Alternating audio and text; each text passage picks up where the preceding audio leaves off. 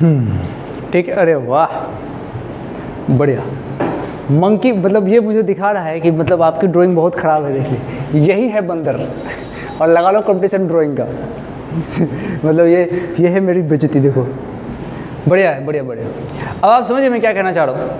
हम बात करना चाहते हैं ब्रेकिंग स्ट्रेंथ की, ठीक है, किसका, रस्सी का। ब्रेकिंग स्ट्रेंथ हम बात कर रहे हैं, ब्रेकिंग स्ट्रेंथ, तुम हेडिंग डाल सकते हो, breaking strength of rope, breaking strength of rope, rope. अरे पढ़ना भाई, ब्रेकिंग स्ट्रेंथ ऑफ रोप। अब तुम समझो ये क्या होता होगा, ये क्या होता होगा, ये किसी भी स्ट्रिंग की मैक्सिमम टेंशन झेलने की कैपेसिटी है। कोई रस्सी लीजिए, उसका आप तोड़िए, एक सर्टेन लिमिट के बाद वो टूट जाएगा कि नहीं। तो रस्सी में तुम रस्सी पकड़ोगे, खींचोगे, उसमें टेंशन आएगा, तुम खींचते जाओ और बढ़ेगा, और खींचो और बढ़ेगा, एक समय आएगा कि अब रस्सी टूट जाएगी। मतलब किसी भी रोप का, किसी भी स्ट्रिंग का जो मैक्सिमम टेंशन झेलने की जो कैपेसिटी होती है, ठीक है, मतलब you can say maximum tension up to which the rope will not break is called breaking strength of the rope. इसका मतलब अगर किसी क्वेश्चन में उसने ब्रेकिंग स्ट्रेंथ दे दिया दोस्त, तो क्या देना चाहता है, वो टेंशन की मैक्सिमम वैल्यू देना चाहता है। सिंपल लिख लो, सीधी सीधी बात है कि भाई मुझे अगर सीधा ऐसे लिखो, breaking strength means maximum tension, breaking strength means maximum tension. अब तुम मन में क्या रखोगे, समझोगे कैसे कि भैया ब्रेकिंग स्ट्रेंथ तो किसी भी रस्सी की वो मैक्सिमम टेंशन झेलने की कैपेसिटी है, इससे ज़्यादा टेंशन होगा तो रस्सी टूट जाएगी। हमको तोड़ना नहीं, रस्सी का काम करना है, ठीक है, समझ जाएंगे। अब उसी पे एक सवाल आता है, मंकी प्रॉब्लम बड़ा फेमस है। ये मंकी है, बड़ा शानदार डायग्राम, ऐसा कोई बना ही नहीं सकता, एकदम ओरिजिनल। तो ये बंदर है, और ये बंदर किसी रस्सी पे ऐसे लटका हुआ है। एक सवाल आपके सामने पेश करना चाहिए, तो बंदर नहीं, बंदर का बच्चा। लिखो question, consider a baby monkey. बंदर के बच्चे को क्या बोलते हैं? अरे कुत्ते के बच्चे को बोलते हैं ना पप्पी, तो उसके बच्चे को क्या बोलते हैं, बंदर के बच्चे को? बताओ, पता ही नहीं है। चलिए कल होमवर्क है आपका, you have to solve it now, research करके आना। अभी मैं दिखाता हूँ बेबी मंकी, जिसका मास ले लीजिए 20 kg, climbing a rope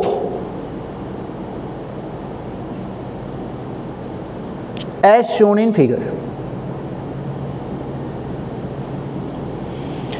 Breaking strength of rope is 250 Newton. Breaking strength of rope is 250 Newton. Breaking strength है 250 Newton. सही है? आगे सुनिए। Find the possible value of acceleration. Find the possible value of acceleration with which monkey can climb the rope. Monkey can climb the rope. अब तुम बोलोगे क्या option देता हूँ, ऑप्शन ए की वैल्यू कौन कौन सी पॉसिबल है? तो पहला ऑप्शन, दूसरा ऑप्शन, तीसरा ऑप्शन और चौथा ऑप्शन। यहाँ पर मान लो इसको मैं रख दूँ 1.5 मीटर पर सेकेंड स्क्वायर, और इसको रख दूँ मैं 2 मीटर पर सेकेंड स्क्वायर, इसको रख दूँ मैं 2.5 मीटर पर सेकेंड स्क्वायर, इसको रख दूँ, इसको रख दूँ, अरे बहादुर मैं भी तो तेज हूँ, ये रख दूँ 3 मीटर पर सेकेंड स्क्वायर। आपसे ये multiple more than one option correct बन रहा है, और you have to find which of the following are possible. कितनी वैल्यू एक्सेलरेशन की पॉसिबल है इन चारों में से? हो सकता है एक से ज़्यादा भी हो। हाँ, you have to solve it, solve it, solve it. करिए करिए, कर लिया, बढ़िया, करिए। एक मिनट ट्राई करिए सब लोग, फिर मैं अपने तरीके से करेंगे।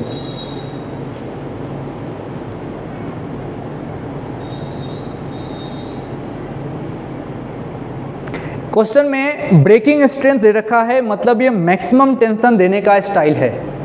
ब्रेकिंग स्ट्रेंथ देने का मतलब मैक्सिमम टेंशन देने का स्टाइल। मैं यहाँ लिख देता हूँ कि भाई साहब ये कुछ नहीं है, ये मैक्सिमम टेंशन देने का स्टाइल है। यानी कि इस क्वेश्चन में टी कितना हो सकता है, या तो 250 या उससे कम। तो इसको कैसे लिखते हो, ऐसे लिखते हो ना, या तो 250 या उससे कम।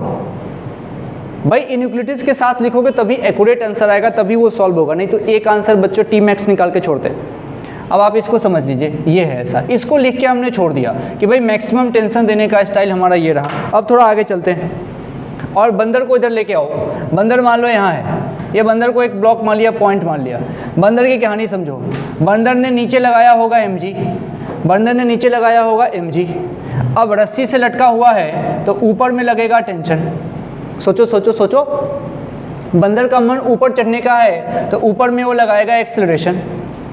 अब मैं इक्वेशन लगा सकता हूँ, अब मैं इक्वेशन लगाऊंगा, बताओ ऊपर में एक्सेलरेशन है, ज़्यादा कौन लग रहा है, टी या mg? टी, क्योंकि एक्सेलरेशन ऊपर है तो ऑफकोर्स देख के लग रहा है ऐसा, तो मैं टी में से कुछ नहीं करूँगा, mg को घटाऊंगा, मास इंटू एक्सेलरेशन कर दूंगा। तो यहाँ से टी की वैल्यू क्या हो जाएगी, ये हो जाएगी हमारे लिए mg प्लस यहाँ से हो जाएगा ma। सही है, mg और साथ में हो जाएगा ma। इसका यूज तो कर सकते हैं, t के जगह पे यहाँ mg प्लस ma पुट तो कर सकते हो, है ना। अब पुट कर दो, अब इसको उठा के इधर पुट कर दो, तो t नहीं, अब मैं यहाँ लिख दूंगा mg, साथ में लिख दूंगा यहाँ ma, और खट खट इसको 250 न्यूटन के बराबर कर दूंगा। बंदर वाला सवाल बड़ा अच्छा लगता है बच्चों को, बच्चों को बंदर बहुत पसंद होता है, सब बच्चे को पसंद होता है, दूर से mg प्लस ma और ऐसी कहानी। और बंदर का वजन कितना है भैया, 20, तो 20 और g को 10 मान लो तो ये हो गया 200 प्लस इसको ले लो 20 और ये रहा a, और ये कहानी आ गई, ये आ गया हमारा 250। बहुत बढ़िया। तो ये आपको दिख रहा होगा 20a खटखट, ये 250 में से ये 200 घट रहे हैं, तो ये मेरे पास आ गया 20a, और ये कितने के बराबर आ गया, 50। 20a ये आ गया 50। अब मेरे पास इधर चलना चाहता हूँ, इधर आइए। अब बताइए a की वैल्यू क्या आ रही है, 50 डिवाइडेड बाई 20, 2.5 है ना, 2.5, दिस इज 2.5। अब तुम देखो मेरे पास पूरा का पूरा आंसर इसी में आ गया कि मेरा आंसर, मेरा नहीं बंदर का एक्सेलरेशन कितना होना चाहिए, या तो 2.5 या उससे कम, कुछ भी रख लो, रस्सी नहीं टूटेगी। तो इनइक्वालिटीज बन गए ना। अगर तुम सीधा सीधा t बराबर 250 रख के सॉल्व करते तो ये, और क्वेश्चन में पूछा जाता t मैक्स बताओ, समझ रहे हो, तो तुम यहाँ 250 रखते, वो पूछता a मैक्स बताओ, तो तुम्हारा आंसर आता 2.5 कि मैक्सिमम बंदर 2.5 मीटर पर सेकेंड स्क्वायर से चलेगा तो रस्सी नहीं टूटेगी। मतलब एक बात अपने को समझ में आ रही है कि भाई अगर मुझे कभी जीवन में, भाई ने कहा रोप क्लाइंबिंग करते हो कि नहीं, मेरे को कोई शौक नहीं है ना, तो है ना, छूट जाए मतलब भाई साहब। तो अगर मान लो कभी ऐसा हो तो आप समझिए कि अगर आपको रस्सी पे कभी चढ़ना हो, हाँ रस्सी पे कभी अगर चढ़ना हो तो आपका एक्सेलरेशन मैटर करता है। रस्सी की मजबूती तो मैटर करती है, आपका एक्सेलरेशन भी मजबूती पे मैटर करता है। सही है। अब मेरा आंसर कौन कौन हो सकता है, मेरा आंसर होगा 2.5 या उससे कम, कुछ भी रख लो, 1.5 no problem, 2 no problem, 2.5 no problem, ये नहीं चलेगा भाई। बंदर का एक्सेलरेशन या तो 2.5 या उससे कम कुछ भी रख लो। मतलब अगर कोई पूछे कि भाई साहब मैक्सिमम एक्सेलरेशन कितना रख सकता है बंदर, तो तुम कहोगे 2.5 मीटर पर सेकेंड स्क्वायर। ठीक है क्या? ये तो बंदर को ऊपर चढ़ने का मन कर रहा था। अब मान लो बंदर ऊपर पेड़ पे गया, अभी जामुन का समय चल रहा है बारिश में ना, बंदर गया बढ़िया मस्त रस्सी से जामुन चढ़ा, तुम लगाए थे अपने लिए, वो गया जामुन वामुन खा के, और फिर उसका रस्सी से उतरने का मन कर रहा है, तब भी तो बात बन सकती है, बात बन सकती है। तो अब बंदर को पेड़ से उतारना चाहते हैं, तो उसके लिए आप दूसरा सवाल लिखिए। अब कोई दूसरा बंदर है, लेकिन अब वो बंदर पेड़ से उतरना चाहता है, तो बंदर वाले सवाल पार्ट 2 लिखिए। दूसरा मंकी है, सेम वजन नहीं लीजिएगा, उसका भाई बेबी मंकी पार्ट 2 लिखिए। A monkey is moving down, a monkey is moving down with the help of a rope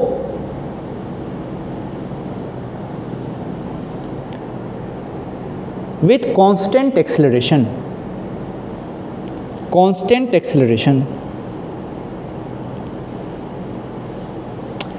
Breaking strength of rope is equals to half of the weight of the monkey, baby monkey, half of the weight of the monkey. समझ गए? इस बार कहानी अलग है. अब पहले तो मैं यहीं रुकता हूँ भाई, मुझे पहले समझाओ. ब्रेकिंग स्ट्रेंथ मतलब टेंशन देने का स्टाइल. कैसा टेंशन? मैक्सिमम टेंशन देने का स्टाइल. मतलब पॉसिबिलिटी की बात करूंगा तो इनइक्वालिटीज में डील करूंगा. तो इस क्वेश्चन में जो टी की बात है वो बोला है half of the weight of the monkey. तो मेरा टी इस क्वेश्चन में कितना पॉसिबल है? mg का आधा है ना. मतलब मेरा टेंशन, मतलब उस रस्सी का टेंशन mg/2 हो या उससे कम हो. समझ रहे हैं ना? ये ब्रेकिंग स्ट्रेंथ देने का स्टाइल है. चलिए आगे पढ़ते हैं. Find minimum acceleration with which monkey can move down along the string.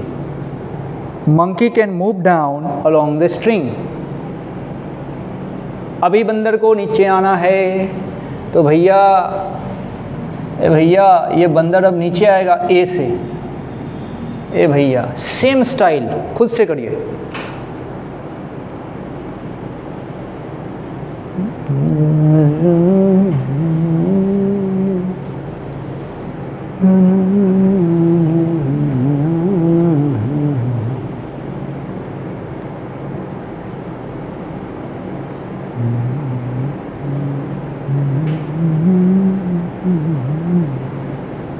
करूँ क्या? कर लिया होगा आपने. अरे आप जीनियस है.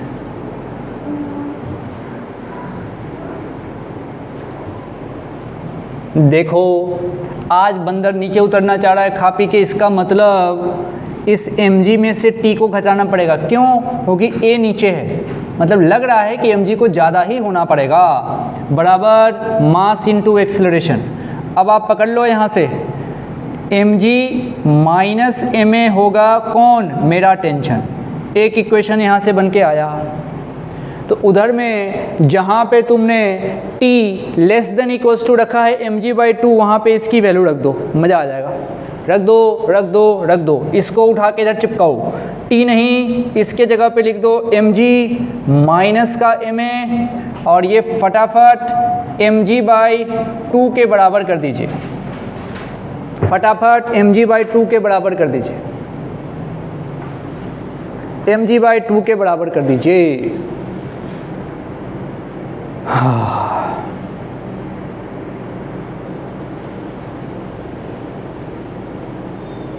ठीक है.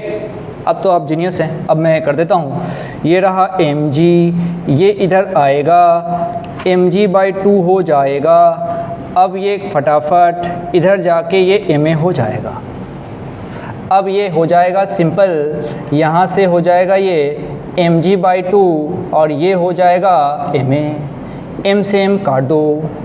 अब देखो भैया जो मेरा a हुआ है वो हो गया है भाई साहब इस स्टाइल में. a ऐसा हुआ. सोच के देखो हुआ. सबका आया पहले? देखो सिंपल कैलकुलेशन ही तो है. बस आपको फैक्ट समझ में आना चाहिए. करा क्या है हमने? जो क्वेश्चन में उसने दिया है ना ब्रेकिंग स्ट्रेंथ, उसको हमने कह दिया कि भाई ब्रेकिंग स्ट्रेंथ मतलब टेंशन की मैक्सिमम वैल्यू. तो मेरा टेंशन कितना पॉसिबल है? तो जो उसने दिया है ब्रेकिंग स्ट्रेंथ उतना या उससे कम. तो हमने पहले इसको मान के एक तरफ करके छोड़ के निश्चिंत हो गए. फिर आगे एफबीडी पे. एफबीडी कहता है कि भाई साहब बंदर नीचे उतर रहा है तो एक्सेलरेशन नीचे है, mg तो नीचे ही लगेगा. अब टेंशन ऊपर लगेगा. तो यहाँ से t का इक्वेशन निकाला, यहाँ पे पुट कर दिया. सही है. तो तुम जो एक्सेलरेशन रखोगे वो क्या रखोगे? तुम जो एक्सेलरेशन रखोगे वो कितना रखोगे? रख सकते हो। तुम्हारा एक्सेलरेशन या तो g/2 हो या उससे ज़्यादा हो। तुम्हारा एक्सेलरेशन या तो g/2 हो। सोचो सोचो सोचो, इधर हो ना तुम भाई, तो तुम्हारा एक्सेलरेशन या तो g/2 है या उससे ज़्यादा है। g को अगर तुम 10 कहना चाहते हो तो या तो तुम्हारा एक्सेलरेशन 5 हो या तो उससे ज़्यादा हो। मेरे पास 5 रुपये हैं या उससे ज़्यादा है, तो कम से कम कितने हैं? 5 हैं। तो यहाँ मिनिमम एक्सेलरेशन कितना आएगा? 5। समझ रहे हैं आप? तो यहाँ से मिनिमम वाला सवाल पूछा जाता है। तब बंदर की मजबूरी है भाई साहब, ये कम से कम उसको 5 मीटर पर सेकेंड स्क्वायर से तो उतरना ही पड़ेगा। समझ रहे हैं क्या? ये लिखिए इस बात को कि मिनिमम एक्सेलरेशन हमारा कितना है जी। ऐसा लिखो, मेरे साथ लिखो मेरा एक्सेलरेशन, मेरा माने तुम बंदर, मेरा एक्सेलरेशन